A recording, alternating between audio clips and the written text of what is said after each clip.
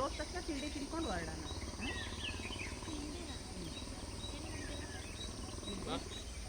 ನಮಸ್ಕಾರ ವೀಕ್ಷಕರೇ, ಇವತ್ತು ನಮ್ಮ ಗದ್ದೆ ಹತ್ರ ಬಂದಿದ್ದೀವಿ. ನಮ್ಮ ತೋಟದ ವಿಡಿಯೋನ ನೋಡಿ ತುಂಬ ಜನ ಮೆಚ್ಚುಗೆ ತಿಳಿಸಿದ್ದೀರಾ. ತುಂಬ ಖುಷಿ ಆಯಿತು. ನಿಮ್ಮ ಕಮೆಂಟ್ಸ್ನ ಓದಿದೆ, ತುಂಬ ಖುಷಿ ಆಯಿತು. ನಾನೇನು ರೆಸ್ಪಾನ್ಸ್ ಮಾಡಿಲ್ಲ ಅಂತ ಯಾರು ಬೇಜಾರು ಮಾಡ್ಕೋಬೇಡಿ. ವಿಡಿಯೋ ಮೂಲಕನೇ ತಿಳಿಸೋಣ ಅಂತ ಹೇಳ್ಕೊಂಡು ನಾನು ಕಮೆಂಟ್ಸ್ ಬಾಕ್ಸಲ್ಲಿ ಹಾಕಿಲ್ಲ. ತುಂಬ ಧನ್ಯವಾದಗಳು. ಇವತ್ತು ಗದ್ದೆ ಹತ್ರ ಬಂದಿದ್ದೀವಿ, ಗದ್ದೆ ತೋರಿಸೋಣ ಅಂತ. ಈಗ ನಾವು ಜೋಳ ಬೆಳ್ಕೊಂಡಿದ್ದೀವಿ, ಈಗ ಹಾಕಿದ್ದೀವಿ. ಅದು ನಮ್ಮದು ಕುರಿ ಫಾರಮ್ ಇದೆಯಲ್ಲ, ಕುರಿಗೋಸ್ಕರ ಅಂತಲೇ ಬೆಳ್ಕೊಂಡಿದ್ದೀವಿ. ಬನ್ನಿ ನಮ್ಮ ಗದ್ದೆ ತೋರಿಸ್ತೀನಿ. ಅಲ್ಲ ಕಣಪ್ಪ, ಗದ್ದೆಗೆ ಏನಕ್ಕೆ ಈ ಥರ ಎಲ್ಲ ತೆಗ್ಸಿದ್ದೀರಲ್ಲ? ತೆಗ್ಸಿ ಏನೋ ಮೇಲ್ಗಡೆ ಸಣ್ಣ ಸಣ್ಣ ಬಂಡೆಗಳು ಮತ್ತು ಮಣ್ಣೆಲ್ಲ ತೆಗ್ಸಾಕಿದ್ದೀರಲ್ಲ, ಏನಕ್ಕೆ? ಇದು ಹಣ್ಣಿ ಗದ್ದೆ ಅಲ್ವಾ ನಮ್ಮದು. ಅದು ಸೀಪೇಜ್ ಜಾಸ್ತಿ, ತೇವಾಂಶ ಜಾಸ್ತಿ ಇರೋದ್ರಿಂದ ಕರ್ಗೋಗುತ್ತೆ ಅಂತ ಉದ್ದೇಶಕ್ಕೆ. ಏನು ಕರ್ಗೋಗುತ್ತೆ? ಬೆಳೆ ಹಾಕಿರೋ ಬೆಳೆ ಇದಾಗುತ್ತೆ ಅಂದ್ಬಿಟ್ಟು, ಶೀತ ಜಾಸ್ತಿ ಆಗುತ್ತೆ ಅಂದ್ಬಿಟ್ಟು ಈ ಥರ ಸೈಡಲ್ಲಿ ಇದನ್ನ ನೀರನ್ನ ಡ್ರೈನ್ ಮಾಡೋದಕ್ಕೆ ಈ ಥರ ಕಡಕ್ಲನ್ನ ತೆಗ್ಸಿ ನೀರು ಸೋರಿಸ್ತೀವಿ. ಹೌದಾ? ಓ, ಇದೇನಾ ಗದ್ದೆಗೆ ನೀರು ತುಂಬ್ಕೋತಾ ಇದ್ದಿದ್ದು? ಇದೇನೇ, ಇದು ಜಾಸ್ತಿ ಸೀಪೇಜ್ ವಾಟರ್ ಜಾಸ್ತಿ ಹೋಗೋದಕ್ಕೆ ಈ ಥರ ತೆಗ್ಸಿರೋ ಸುತ್ತ. ಸರಿ. ಮತ್ತೆ ನಮ್ಮದು ಕೊಲ್ಲಿಲಿ ಮಳೆ ಜಾಸ್ತಿ ಆದಾಗ ಜಾಸ್ತಿ ನೀರು ಬರುತ್ತಲ್ಲ, ಅದರಿಂದ ಏನು ನಮ್ಮ ಗದ್ದೆಗೆ ತೊಂದರೆ ಇಲ್ಲ? ಅದು ಆ ಭಾಗದಲ್ಲೇ, ಕೆಳಗಡೆ ಭಾಗದಲ್ಲಿ, ಆ ಕೆಳಗಡೆ ಅಲ್ಲಿ ಇದಿದೆ ಕೊಲ್ಲಿ ಪಕ್ಕನೇ ಇದೆಯಲ್ಲ, ಆ ಪಕ್ಕದಲ್ಲಿ ನೀರು ತುಂಬುತ್ತೆ. ಈಗ್ಲೂ? ಈಗಲೂ ಮಳೆ ಬಂದರೆ ತುಂಬುತ್ತೆ. ಹೌದಾ? ನಾನು ಸುಮಾರು ದಿನ ಆಗಿತ್ತಲ್ಲ ಬಂದು, ಇಟಾಚಿ ಎಲ್ಲ ಕರ್ಕೊಬಂದು ಮಾಡಿಸಿದ್ದು ಇದಕ್ಕೆ ಅಲ್ವಾ? ಇದನ್ನೇ ಮಾಡಿಸಿರೋದು. ಸುತ್ತ ಈ ಥರ ಟ್ರಂಚ್ ಹೊಡಿಸಿ, ಅಂದರೆ ಜನಗಳನ್ನ ಬಿಟ್ಟು ಮಾಡಿಸಿದ್ರೆ ನಿಧಾನ ಆಗುತ್ತೆ ಅಂತ. ಅದಕ್ಕೇನೆ JCB ಕಸ್ ಮಾಡಿಸಿರೋದು. ಸುತ್ತ ಟ್ರಂಚ್ ಹೊಡಿಸಿ ಅದನ್ನ ನೀರನ್ನ ಡ್ರೈನ್ ಆಗೋದಕ್ಕೆ ಈ ಥರ ಮಾಡಬೇಕು. ಈಗೇನು ತೊಂದರೆ ಆಗಲ್ಲ ಅಲ್ವಾ? ಈಗೇನು ತೊಂದರೆ ಆಗಲ್ಲ. ಮತ್ತೆ ಭತ್ತ ಬೆಳೆಯುವಾಗಲೂ ಏನು ತೊಂದರೆ ಇಲ್ಲ? ಇಲ್ಲ, ಭತ್ತ ಬೆಳೀತಾರೆ, ಏನು ತೊಂದರೆ ಆಗಲ್ಲ ಈಗ. ಸರಿ ಸರಿ.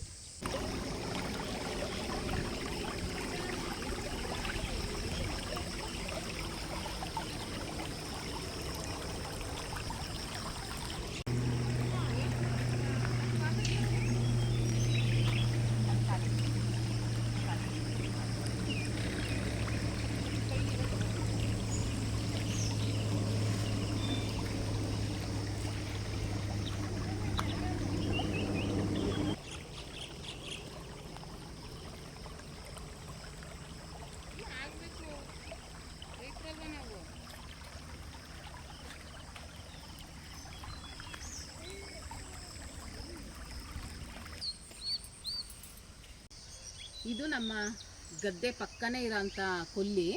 ಇದರೊಳಗೆ ಮಳೆಗಾಲದಲ್ಲಿ ತುಂಬ ಜಾಸ್ತಿ ನೀರು ಹರಿಯುತ್ತೆ. ಈಗ ಬೇಸಿಗೆ ಆಗಿರೋದ್ರಿಂದ ನೀರು ಕಡಿಮೆ ಇದೆ. ನೀರು ಕಡಿಮೆ ಇರೋದ್ರಿಂದ ನಾವೆಲ್ಲರೂ ಜೋಳ ಹಾಕ್ಕೊಳ್ತೀವಿ. ನೀರು ಜಾಸ್ತಿ ಇದ್ದಾಗ ಹೈನ್ ಬೆಳೆ, ಹಂಗಂದರೆ ಭತ್ತ ಮಾಡ್ಕೊಳ್ತೀವಿ. ಆವಾಗ ಈಗ ಎಲ್ಲರೂ ಜೋಳ ಹಾಕಿದ್ದೀವಿ. ಒಬ್ಬರು ಒಂದೊಂಥರ ಬೆಳೆ ಮಾಡೋದಿಲ್ಲ. ಯಾಕೆ ಅಂತಂದರೆ ಪಕ್ಷಿಗಳದ್ದು ಕಾಟ ಜಾಸ್ತಿ ಆಗುತ್ತೆ ಅಂತೇಳಿ ಎಲ್ಲರೂ ಒಂದೇ ಥರ ಬೆಳೆ ಮಾಡ್ತಾರೆ ಈ ಟೈಮಲ್ಲಿ.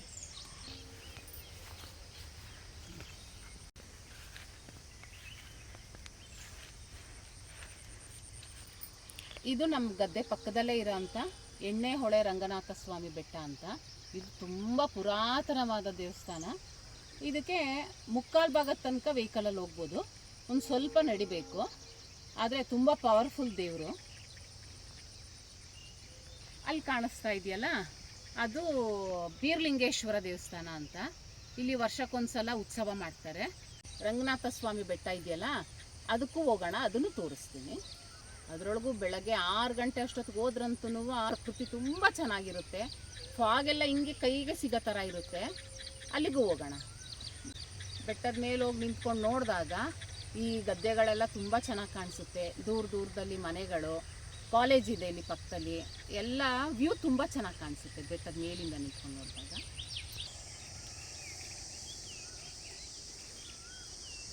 ಏನಮ್ಮ ಏನು ಕೇಳ್ತಾ ಇದ್ದೀರಾ? ಅದೇ ಒಂದೆಲ್ಗ ಬ್ರಾಹ್ಮಿ ಅಂತಾರೆ ನೋಡು, ಅದು ಇಲ್ಲೂ ಬಿಟ್ಟಿದ್ಯಾ?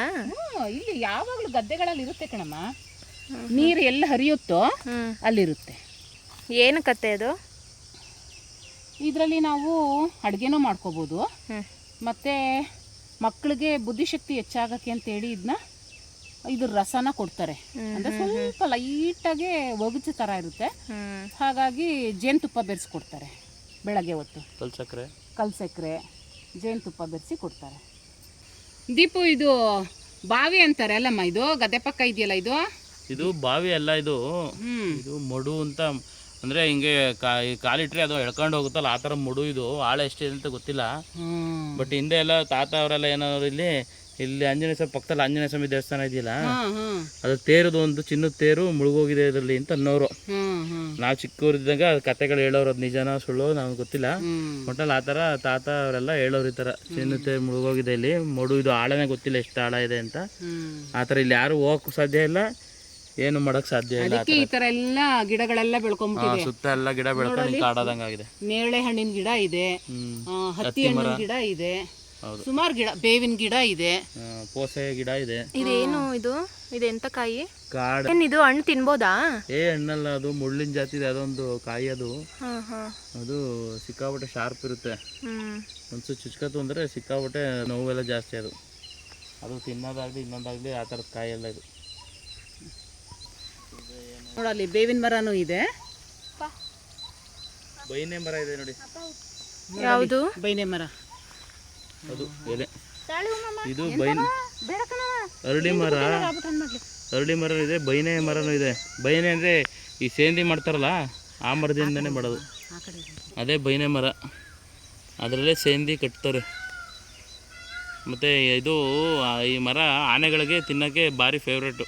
ಯಾವುದು? ಬೈನೆ ಮರ. ದೀಪು ಇದೆ. ದೀಪು ಎಂಥದೋ ಹೇಳಿದ್ರಲ್ಲ ಇವರು, ನಮ್ಮ ಸುಬಾಬುಲ್ಲ ಇದೇನೆ. ಸುಬಾಬುಲ್ಲ ಗಿಡ, ಅದು ಏನಕ್ಕೆ ಯೂಸ್? ಅದು ಕುರಿ ಮೇವುಗಳಿಗೆ. ಇದು ಅರಳಿ ಮರ ಬಂದೈತೆ ನೋಡಿ ಇದ್ರೊಳಗೆ. ಹತ್ತಿ ಮರ, ಅರಳಿ ಮರ ಎಲ್ಲ ಒಂದೇ ಕಡೆ. ಚಲೋ. ಇದು ನಮ್ಮ ಗದ್ದೆ ಪಕ್ಕದಲ್ಲಿರೋ ಅಂಥ ಆಂಜನೇಯ ಸ್ವಾಮಿ ದೇವಸ್ಥಾನ. ಇದು ತುಂಬ ಪುರಾತನವಾಗಿದೆ. ಇದು ಕೂಡ ಇದು ಅಷ್ಟೇ ತುಂಬ ಪವರ್ಫುಲ್ಲು. ಇಲ್ಲಿಗೆ ಬಂದು ಈ ಸುತ್ತಮುತ್ತ ಜನ, ಹಳ್ಳಿ ಜನ ಎಲ್ಲ ಬಂದು ಇಲ್ಲಿ ಪೂಜೆ ಮಾಡ್ಕೊಂಡು ಹೋಗ್ತಾರೆ. ಮೊಸರನ್ನ ಅದೆಲ್ಲ ಇಲ್ಲಿ ನೈವೇದ್ಯಕ್ಕೆ ತಗೊಂಡು ಬರ್ತಾರೆ. ಈ ದೇವಸ್ಥಾನದ ಹಿಂಭಾಗ ಇರೋದೇನೆ ಅದೇ, ಈಗ ತೇರು ಮುಳುಗೋಯ್ತು ಅಂತ ಹೇಳಿದ್ರಲ್ಲ, ಆ ಜಾಗ ಇರೋದು.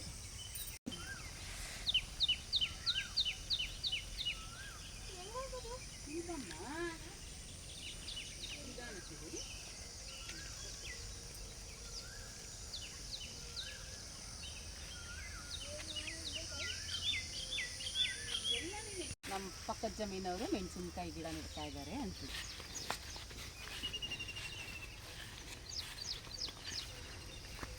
ನಮ್ಮ ಪಕ್ಕದ ಗದ್ದೆಯವರು ಶುಂಠಿ ಬೆಳೆ ಮಾಡಿದ್ದಾರೆ. ಇವರು ಈಗ ನೆಟ್ಟಿರೋದು. ಕೇಳಿಸ್ತಾ ಇದೆಯಾ? ನವಿಲು ಕೂಗ್ತಾ ಇದೆ. ಇಲ್ಲಂತೂ ತುಂಬ ನವಿಲುಗಳಿದ್ದಾವೆ. ಮುಂಚೆ ಕಡಿಮೆ ಇತ್ತು.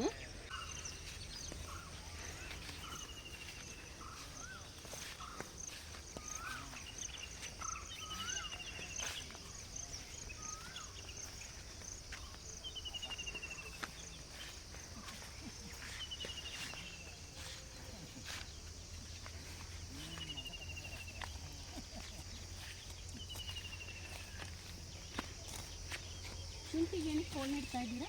ಅದು ಮರೆಗೆ ಬಟ್ಟೆ ಕಟ್ತೀರಾ? ನೋಡು, ಇದು ದೃಷ್ಟಿ ಆಗುತ್ತೆ ಅಂತ ಗ್ರೀನ್ ಕಲರ್ ಬಟ್ಟೆ ಬರುತ್ತಲ್ಲ, ಅದು ಕಟ್ಟಾಕಿದ್ದು. ಮರೆ ದೃಷ್ಟಿ ಆಗುತ್ತೆ ಅಂತ.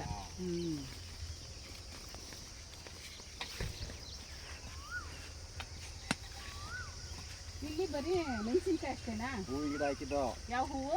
ಈಗ ಅದೆಲ್ಲ ಹಾಕಿದ್ದವು, ಕಡಿಮಿಲ್ಲ ಈಟಿಗೆ. ಹೌದಾ? ಏನು ಸೇವಂತಿಗೆ ಹಾಕಿದ್ರಾ? ಸೇವಂತಿಗೆ ಹಾಕಿದ್ದು, ವರ್ಷ ಹಾಕ್ತೀವಿ. ಈ ಸತಿ ಅದು ಯಾಕೋ ಬಿಸಿಲು ಕಡಿಮಿಲ್ಲ, ಈಟ್ ಜಾಸ್ತಿ ಆಗ್ಬಿಟ್ಟಿದೆ. ಹಾಕಿದ್ದು ಮೆಣಸಿ ಹಾಕಿದ್ವಿ. ಮೆಣಸಿ ಮಧ್ಯದಲ್ಲಿ ಒಂದೊಂದು ಸಸಿ ಇದೆ. ಮನೆಗಾಗುತ್ತಲ್ಲ. ನಮ್ಮ ಗದ್ದೆ ಪಕ್ಕದಲ್ಲಿರೋಂಥ ಜಮೀನಿದು ಅಡಿಕೆ ತೋಟ, ಇತ್ತೀಚೆಗೆ ಮಾಡಿರೋ ತೋಟ ಇದು. ಇದು ನೋಡಿ, ನಮ್ಮ ಗದ್ದೆ ಪಕ್ಕದಲ್ಲಿರೋ ಅಂಥ ಚಾನಲ್ ಇದು. ಈಗ ಬೇಸಿಗೆ ಆಗಿರೋದ್ರಿಂದ ನೀರು ಕಡಿಮೆ ಇದೆ. ಮಳೆಗಾಲದಲ್ಲಿ ಡ್ಯಾಮಲ್ಲೆಲ್ಲ ನೀರು ಬಿಡ್ತಾರಲ್ಲ, ಅವಾಗ ಭರ್ತಿ ಆಗಿಬಿಡುತ್ತೆ. ಇಲ್ಲಿಂದನೇ ನಮ್ಮ ಗದ್ದೆಗಳಿಗೆಲ್ಲ ನೀರನ್ನ ನಾವು ತಗೊಳ್ಳೋದು. ಆ ಕಡೆ ಪಕ್ಕ ಕೊಲ್ಲಿ ಇದೆ, ಅಲ್ಲೂ ನೀರು ಬರುತ್ತೆ. ಈ ಕಡೆ ಪಕ್ಕ ಚಾನಲ್ ನೀರು ಬರುತ್ತೆ. ಮಧ್ಯದಲ್ಲಿ ನಮ್ಮ ಗದ್ದೆ ಇದೆ. ನಮ್ಗೆ ಯಾವತ್ತೂ ನೀರಿಗೆ ತೊಂದರೆ ಆಗಲ್ಲ ಇಲ್ಲಿ. ನಮ್ಮದು ಅಣ್ಣಿ ಗದ್ದೆ ಅಂತಂದರೆ ತೇವಾಂಶ ಇರೋಂಥ ಗದ್ದೆ ನಮ್ಮದು. ಹಾಗಾಗಿ ಯಾವತ್ತೂ ನಮಗೆ ಬೆಳೆಗಳಿಗೆ ತೊಂದರೆ ಆಗಲ್ಲ. ಹಸಿರು ಅಂದರೆ ಎಲ್ಲರಿಗೂ ತುಂಬ ಇಷ್ಟ. ಹಾಗಾಗಿ ಇವತ್ತು ನಮ್ಮ ಗದ್ದೆ ಹತ್ರಕ್ಕೆ ಬಂದು ವಿಡಿಯೋ ಮಾಡಿಕೊಂಡು ನಿಮಗೆ ತೋರಿಸ್ತಾ ಇದ್ದೀನಿ. ಗದ್ದೆ ನಮ್ಮ ಮನೆಗೆ ಉಪಯೋಗಕ್ಕಾಗಷ್ಟು ಮಾತ್ರ ಇರೋದು, ತುಂಬ ಜಾಸ್ತಿ ಏನಿಲ್ಲ. ಈ ವಿಡಿಯೋ ಇಷ್ಟ ಆದರೆ ಲೈಕ್ ಕೊಡಿ, ಸಬ್ಸ್ಕ್ರೈಬ್ ಮಾಡ್ಕೊಳ್ಳಿ. ನೀವು ಹೀಗೆ ಸಪೋರ್ಟ್ ಮಾಡ್ತಾಯಿದ್ರೆ ಹೆಚ್ಚೆಚ್ಚಿನ ವೀಡಿಯೋಗಳನ್ನ ಮಾಡಿ ಹಾಕ್ತೀವಿ. ಇದ್ರ ಜೊತೆಗೆ ಅಡುಗೆ ವೀಡಿಯೋಗಳನ್ನ ಕೂಡ ಮಾಡಿ ಹಾಕ್ತಾಯಿದ್ದೀವಿ. ಅದನ್ನು ಕೂಡ ನೋಡಿ, ತುಂಬ ಚೆನ್ನಾಗಿರುತ್ತೆ. ಅದು ಕೂಡ ಸಪೋರ್ಟ್ ಮಾಡಿ. ಈ ದಿನದ ವಿಡಿಯೋ ಇಷ್ಟೇ. ಪೂರ್ತಿಯಾಗಿ ನೋಡಿದ್ದಕ್ಕೆ ಧನ್ಯವಾದಗಳು. ಇನ್ನೊಂದು ವಿಡಿಯೋ ಜೊತೆ ಸಿಗ್ತೀನಿ. ನಮಸ್ಕಾರ.